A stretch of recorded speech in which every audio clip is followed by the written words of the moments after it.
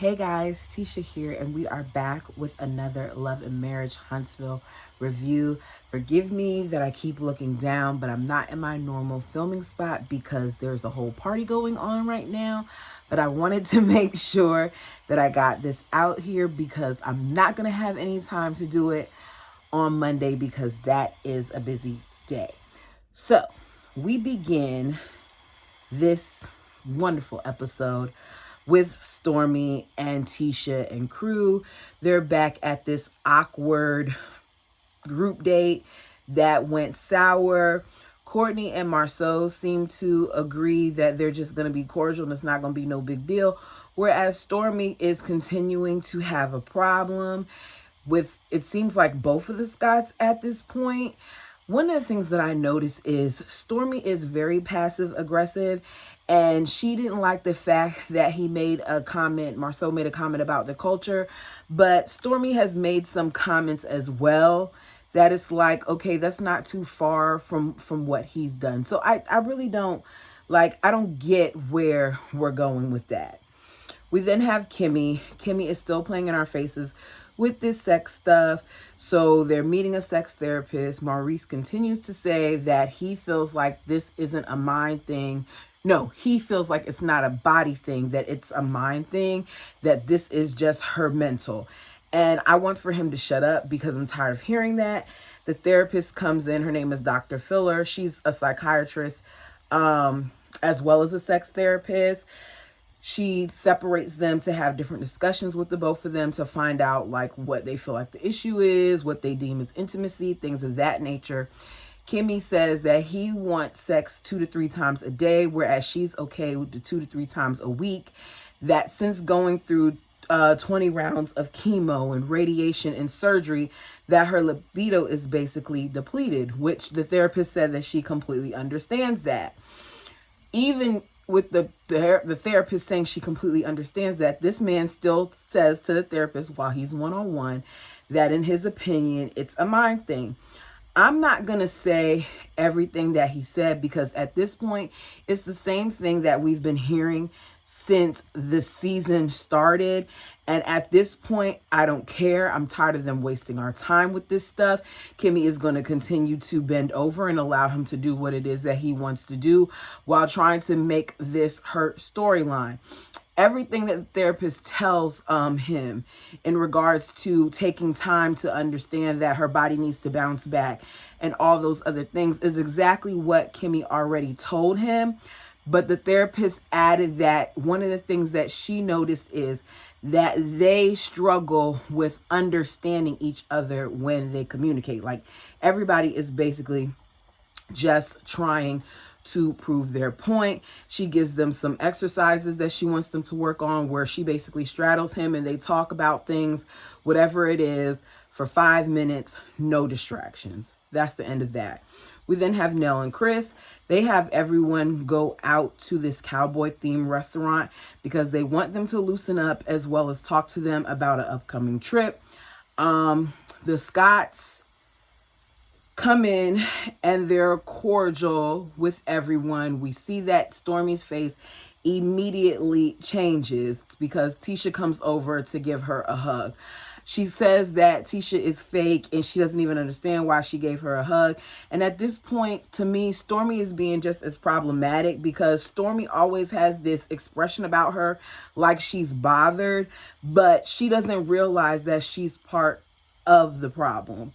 Mel is there and she said that she's a little uncomfortable because she didn't know that Martell was going to be invited to this as well, but she's going to try to stay away from him.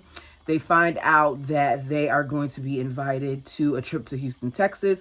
I don't know what's up with all these different casts going to Texas, but apparently Potomac went to Austin and they decided to go to Houston.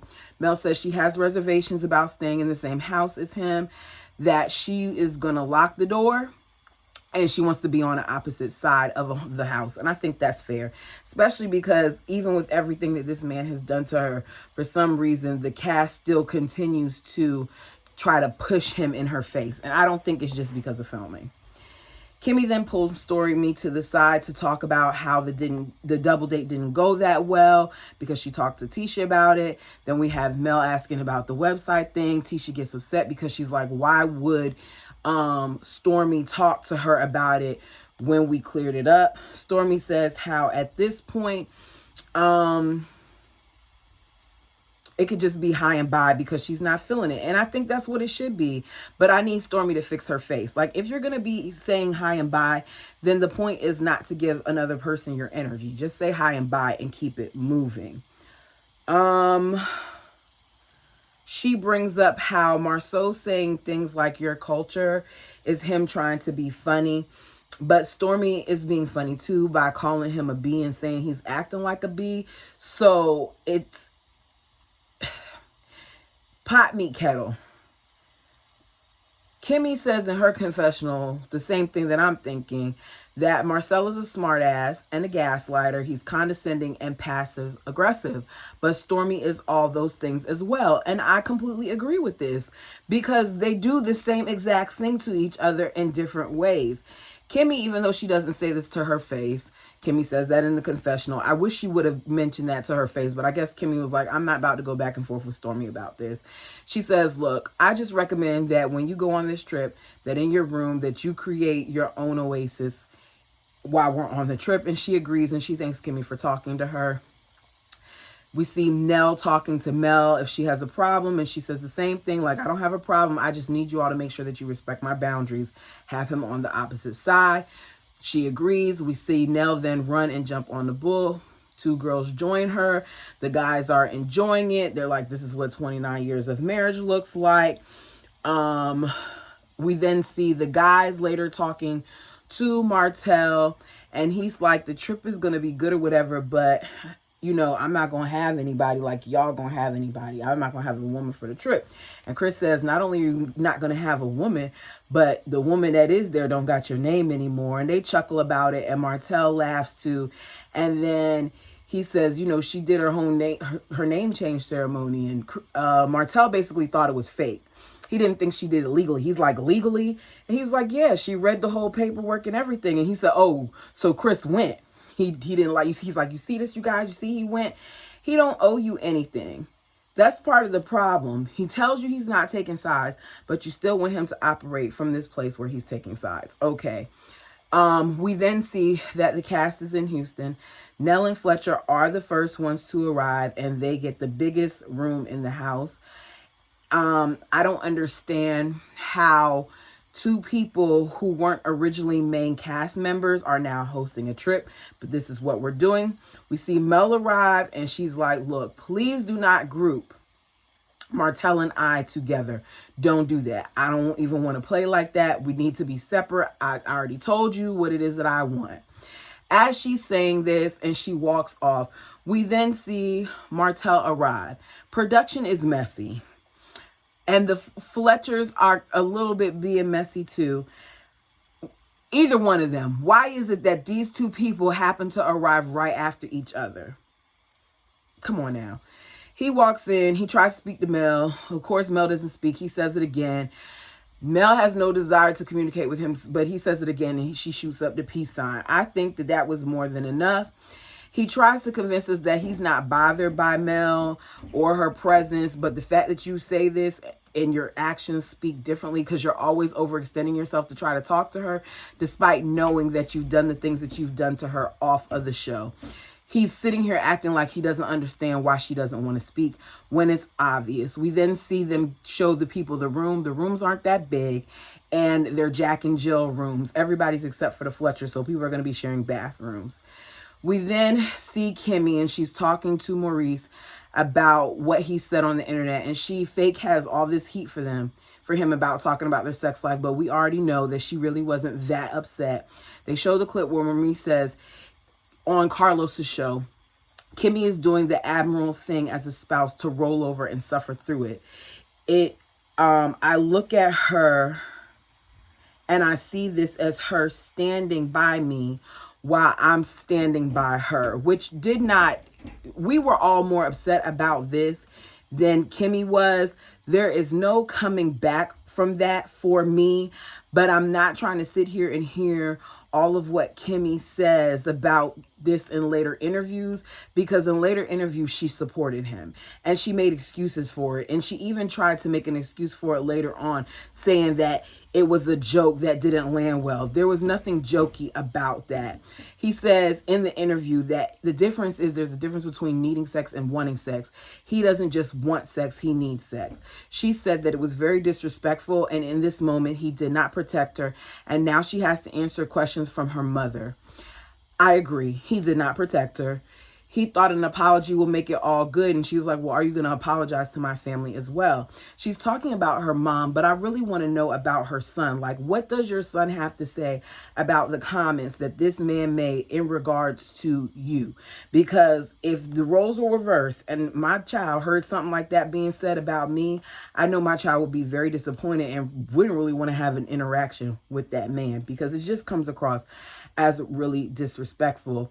She says a lot of times he has this perspective of it's a joke, but that one didn't land at all. Kimmy thinks we're dumb. We know that it's not a joke, as I said earlier. We then see them practice the whole exercise that they're supposed to do with the therapist, and she wants him to practice how he's going to talk to her mom, and at the end he said he shouldn't have been laughing with Carlos to such a sensitive issue, and he'll talk to her mom. We find out that Tiffany and Lewis, even though they were invited, they're not coming, which we're not surprised because we already know at this point that they are off the show. When asked why they're not coming, Nell says we've heard it's some issues with the family, but we all know that it's postpartum. Tisha tells her husband, Marceau, that she ran into Tiffany in the mall or something, and Tiffany told her that postpartum is rough and she's kind of been struggling. Tisha said how, they're the people that makes the drinks, so now we're going to have to make drinks of our own. They then talk about how she was looking at baby Ace and she just started thinking like, what if I was pregnant? She tells him how she took a test and she's laughing, and he's like, oh yeah, it's so funny because I had a vasectomy. She says, I know 3 people that got pregnant and their husbands had a mastectomy. Then in confession, he talks about how Tisha has a bachelor's and 2 masters, and she should be smart enough to know that if you have sex with someone, you have to have sex with someone capable of giving you a baby in order to get pregnant. Like, there haven't been times where this has happened.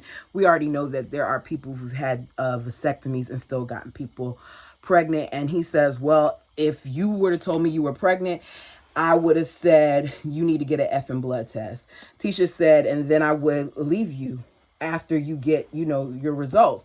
And he said, how would you leave somebody who's already left? She says, you're being really disrespectful. He was like, no, you would be by saying that. They talk about how effective it is. She's like, look it up on Google. Is it 100% effective? And he's like, are you pulling a Marceau on Marceau? That's the gist of this episode. Sorry, it's not more. That's basically what it is. I'm not going to force it because the episode was a little dry. It looks like there's going to be a little bit more to talk about next week. Let me know your thoughts and opinions down below. And until next time, you guys.